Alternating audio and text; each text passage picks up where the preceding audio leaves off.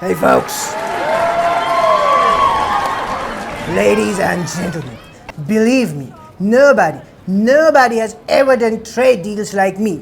They are historic deals with UK, with China, with Japan, with Mars maybe. Who knows? Everybody wants to deal with Trump.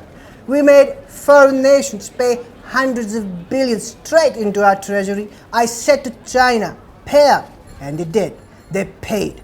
They're all paying billions and billions. No, actually trillions. We're receiving trillions, folks, far beyond billions. And let me tell you, only I could do this. Obama never did. Sleepy Joe could never manage it even. But Trump did it. Trump makes America rich again, folks. Yeah. Thank you. दोस्तों, taco Trump का अंदाज तो आपने देखा। अब जरा हकीकत की परतें खोलते हैं।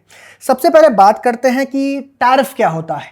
टैरिफ यानी कोई देश जब किसी दूसरे देश से सामान आयात करता है तो उस सामान पर टैक्स लगाया जाता है। जैसे अमेरिका ने चीन से आयात होने वाले स्टील, एल्यूमिनियम और इलेक्ट्रॉनिक प्रोडक्ट्स पर भारी भरकम टैक्स लगा दिए। अब ट्रंप कहते हैं कि देखो चीन अरबों डॉलर दे रहा है, लेकिन सच ये है कि ये टैक्स चीन ने नहीं, अमेरिका की कंपनियों ने चुकाया। और वो कंपनियां अपनी लागत किससे वसूलेंगी? आम जनता से। यानी सीधा असर किस पर पड़ा? अमेरिकी कस्टमर्स पर। गाड़ियां महंगी, मोबाइल फोन्स महंगे, रोजमर्रा के सामान महंगे। दूसरा, ट्रंप का दावा था कि foreign nations are paying billions directly into our treasury. सुनने में तो बहुत बड़ा गर्व वाली चीज फीलिंग आती है। जैसे चीन के राष्ट्रपति ने चेकबुक निकाली और लिखा to Donald J Trump amount billions. लेकिन असलियत में ऐसा कुछ नहीं हुआ दोस्तों। ये पैसे अमेरिकी इंपोर्टर्स से आए, ना कि किसी विदेशी सरकार से। अब आते हैं ट्रंप के हिस्टोरिक डील्स पर। उन्होंने लिस्ट दी UK, China, Japan, Korea, EU.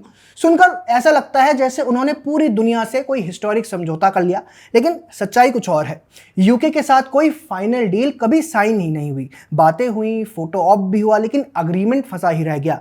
China के साथ फेज 1 डील हुआ था, जिसमें चाइना ने वादा किया था कि वो अमेरिका से अरबों डॉलर के प्रोडक्ट्स खरीदेगा, लेकिन डेटा कहता है कि चीन ने टारगेट पूरे ही नहीं किए। इंडोनेशिया, वियतनाम, फिलीपींस का नाम ट्रंप ने ले तो लिया, लेकिन वहां तो कोई मेजर अग्रीमेंट हुआ ही नहीं, बस मीटिंग्स और बातें हुई हैं। जापान और साउथ कोरिया में कुछ छोटे बदलाव हुए उनके साथ ट्रेड डीलिंग्स में, एग्रीकल्चर और ऑटोमोबाइल सेक्टर में, बस बाकी कुछ कोई हिस्टोरिक नहीं था। और ईयू, वहां तो मामला उल्टा था। ईयू और अमेरिका में एक्चुअली एयरबस वैसे बोइंग पर ट्रेड वॉर चल रही है। स्टील और एल्यूमिनियम पर तो अमेरिका ने टैरिफ्स ठोक दिए थे ईयू पे। तो ट्रंप ने जिनको हिस्टोरिक बोला, उनमें से ज्यादातर या तो छोटे एडजस्टमेंट्स थे या फिर बिल्कुल अधूरे डील्स। अब आते हैं सबसे बड़े दावे पर। We are receiving trillions of dollars far beyond billions. Trillions of dollars is coming into our country. Trillions. Far beyond billions, trillions of dollars. Wouldn't you say, Scott? भाई साहब, अमेरिका का पूरा टैरिफ रेवेन्यू ट्रंप के समय में 70-80 अरब dollar सालाना से ज़्यादा नहीं था।